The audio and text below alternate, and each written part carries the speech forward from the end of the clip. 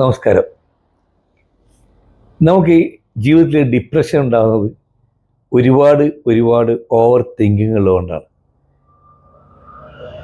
അതുപോലെ തന്നെ ഒരുപാട് ആൾക്കാർക്ക് ജീവിതത്തിൽ മുന്നോട്ട് പോകാൻ പറ്റാത്തതും, ഒരു ബിസിനസ് തുടങ്ങാൻ പറ്റാത്തതും, ഒരു ജോലിയിൽ നിന്ന് വേറെ ജോലിയിലേക്ക് മാറാൻ പറ്റുന്നതും, അങ്ങനെ ഒരുപാട് കാര്യങ്ങൾ ഈ ഓവർ തിങ്കിങ് എന്നൊരു സംഭവം വരുന്നുണ്ടാകും. വേണ്ടാത്ത കാര്യങ്ങൾ ഒരുപാട് ചിന്തിച്ചു കൂട്ടുന്നു. വേണ്ടാത്ത കാര്യത്തിലേക്ക് ഒരുപാട് കാര്യങ്ങളിലേക്ക് നമ്മൾ എടുത്തിയാടപ്പെടുന്നു. അപ്പോൾ ചിന്തിച്ച് സമയം കളഞ്ഞ് അവസരം കളയുന്നു. ശരിക്കും ഇതൊരു സ്ട്രാറ്റജിക് തിങ്കിങ് ഇല്ലാത്തതുകൊണ്ടാണ് നമുക്ക് അങ്ങനെ, അതായത് കോൺഷ്യസ് ആയിട്ടുള്ള തിങ്കിങ്. അതായത് നമുക്ക് എവിടെ എത്തണം, 5 വർഷം കഴിഞ്ഞാൽ, അല്ലെങ്കിൽ 10 വർഷം കഴിഞ്ഞാൽ, അല്ലെങ്കിൽ 20 വർഷം കഴിഞ്ഞാൽ എൻ്റെ ജീവിതത്തിൽ, അല്ലെങ്കിൽ എൻ്റെ കരിയറിൽ, എൻ്റെ ബിസിനസ്സിൽ എവിടെ എത്തണം എന്നില്ല ഒരു സ്ട്രാറ്റജിക് തിങ്കിങ് നമ്മൾ ഉണ്ടാക്കണം.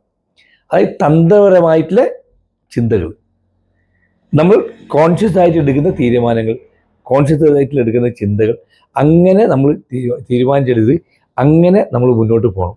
അപ്പോൾ ഈ ഓവർ തിങ്കിങ് ഇല്ലാതിരിക്കാൻ ഒരു 6 കാര്യങ്ങളെക്കുറിച്ചാണ് ഇനിയുള്ള ദിവസങ്ങളിൽ ചർച്ച ചെയ്യാൻ പോകുന്നത്.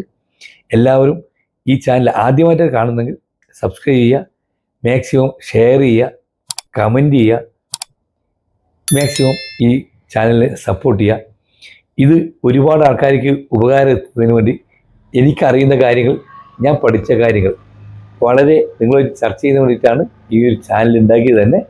എല്ലാവരും മാക്സിമം ഇത് കാണാനും പഠിക്കാനും ജീവിതത്തിൽ പ്രാവർത്തികമാക്കാനും ശ്രമിക്കുക. എല്ലാവർക്കും ഒരു ശുഭദിനം നേരുന്നു.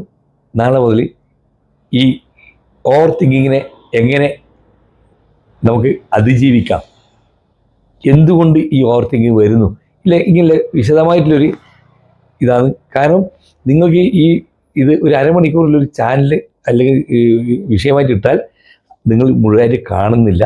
അതുകൊണ്ട് ചെറിയ സബ്ജക്റ്റ് ആക്കിയിട്ട് ഞാനൊരു 3 മിനിറ്റ്, നമ്മൾ സാധാരണ ക്ലാസ് എടുക്കുന്ന സാധനം ഒരു 3 മിനിറ്റ് ആക്കി ചുരുക്കിയിട്ടാണ്, 2.5 മിനിറ്റ് 2 മിനിറ്റ് എല്ലാം ചുരുക്കിയിട്ടാണ് ഇതെടുക്കുന്നത്.